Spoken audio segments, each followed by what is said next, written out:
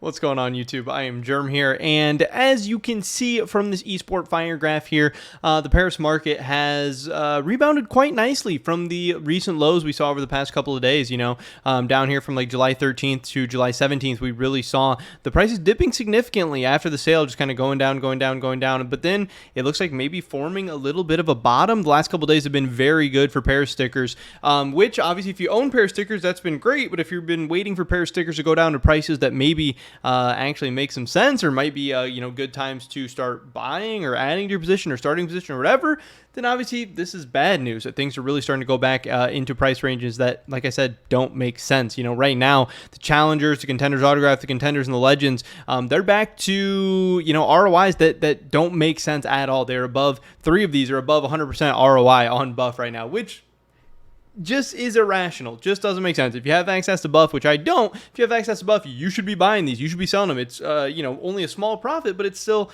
profit. It's a money printer. I don't know. Take advantage of this. I'm actually thinking about maybe doing a capsule opening, for a video coming up here soon as well, just because so many of these stickers really, I do believe, are overpriced, and it might make sense to do a capsule opening right now. I don't know. We'll have to wait and see. But instead of sitting here racking my brain trying to make sense of things that I really don't think logically make sense, I instead wanted to talk about some of my favorite pair stickers today, and some of what I believe are the most underrated pair stickers today. I believe I have 6 choices.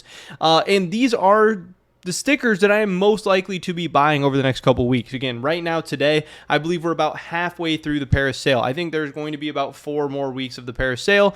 And obviously, like I said, I would like a lot of these holo stickers to get down to reasonable prices, or what I would consider good prices. But in the next couple weeks, if they don't get down to good prices, I'm still going to be buying some stickers, because I still want to have exposure to the Paris market, and specifically to holo team stickers in my investment portfolio. Now, if these prices drop into what I think are really good prices, I'm going to be buying more. If they don't drop into what I would consider great prices, I'm just going to be buying smaller amounts and less and less. But to obviously buy what I think are good investments, I am maybe, instead of buying into the overpriced, overhyped stuff, I'm going to be looking at stuff that's maybe a little bit underrated, flying a little bit under the radar. So that's what I've done for this video, and here are some of my choices. First up, I wanted to talk about the heroic holo sticker. Obviously, I've talked about this many times on my channel before, but what I really like in stickers, and what I have in all my sticker investments, whether it's Antwerp, whether it's Stockholm, whether it's Paris, or whether it's even some older stickers. I have like some Berlin stickers and stuff like that, and I'm considering adding to,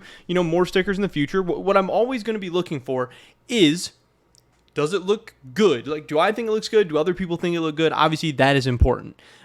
Is it unique? It doesn't have to be totally unique, like a complete one of one, but I want a sticker that's not totally over flooded. I don't want a sticker that there is a million of it that looks exactly the same or pretty similar, or there's a one-to-one copy out there somewhere. I want it to be ideally as unique as possible, but if there's a really, really good sticker, maybe you can cave on that one a little bit, but I don't want to give up on that too much. Good colors, big fan base, popular, interesting teams is always a bonus, stuff like that. And teams that are maybe going to be in the spotlights or in the headlines, and a lot of that stuff makes sense. Heroic, obviously, being one of these teams. Now, maybe one of the downsides of Heroic is that their team is still pretty good, and they are likely going to be making it to the next major, but they're also a good team. They're going to be playing in a lot of tournaments. They're going to be hopefully building up a fan base, and also this Heroic sticker. Heroic does have some other borderless stickers, but this is a new, unique logo to Paris. So this is the only Heroic logo that looks like this as far as the borderless sticker. So I do think that's actually cool.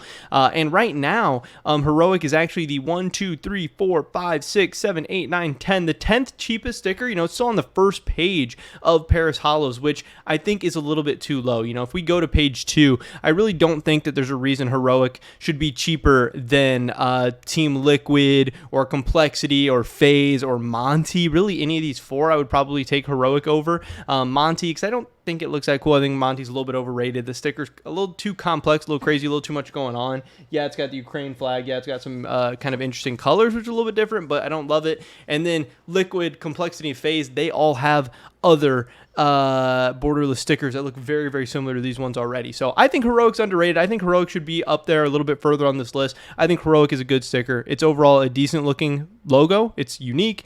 decent team, decent fan base, a lot of good things going for it.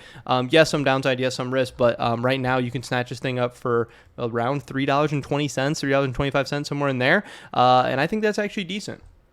Next up, we have the Mongols, and this one is not a sticker that I necessarily love, but just I think it's underrated. Again, underrated doesn't mean it's amazing or some banger or some 10 out of 10 sticker, but right now Mongols is the third cheapest sticker in this collection, and I think it should be higher up. I don't know. I mean, obviously, I know there are some people that actually like Greyhound a little bit, but should Mongols be lower than Ninjas in Pajamas? Should Mongols be lower than Fours? Yeah, I know Fours is kind of an interesting logo, and it's red, and Ninjas in Pajamas obviously a team with a lot of history and a fan base and stuff, but like Nip, I do believe, has other borderless stickers, and it's usually not this highly rated of a borderless sticker. And Fours, I don't know, I just don't really like it that much, and there's a ton of other red stickers, like Into the Breach right there in this collection. I don't know. I'm not saying Mongols is some banger or some crazy one or anything like that, but I just think Mongols might be a little bit underrated. It's unique. I don't believe there's another borderless Mongol sticker, and I just think $1.30 is a little bit too cheap. I could definitely see it, getting into this $2.50 range like that, if that's what these other stickers are worth. I don't know. I think it should just be a little bit higher than this. I think both of these, Mongols and Greyhound, are both decent options in this cheaper range if you're looking to get in some cheaper stickers for whatever reason. I think those are both a little bit underrated, and I don't know. I'm not going to be like loading my money into Mongols or anything like that, but I think Mongols is maybe a high risk, high reward potential sticker that could see a decent little, run up and shoot up.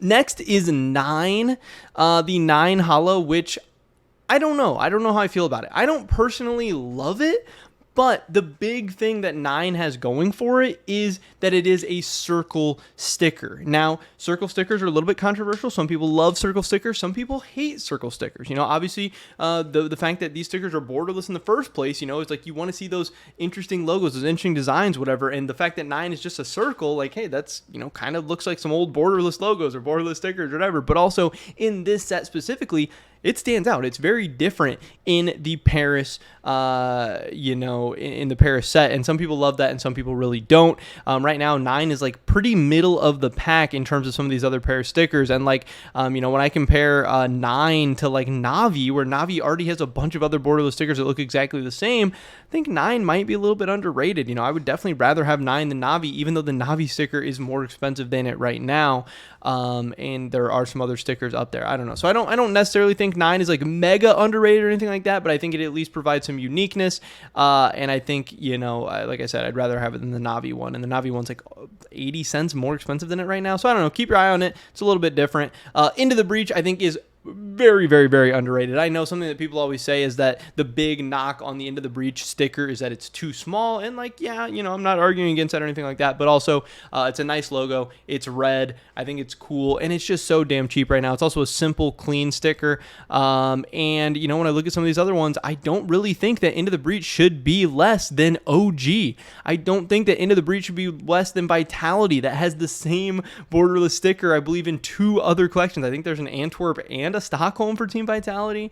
I just don't really see it. That really doesn't make sense to me. I think Into the Breach should be up a couple more spots, maybe even ahead of Heroic too, and then that would maybe put them above, this whole Team Liquid, FaZe, Complexity, and Monty as well. Like, I really think Into the Breach could be shooting up a ton of spots, and honestly, if you look at the Into the Breach graph, it's been one of the best performing, it's been a very, very strong performing sticker since the sticker sale. Back here you can see that Into the Breach before the sale was $2.23, and now it's actually above that at $2.76.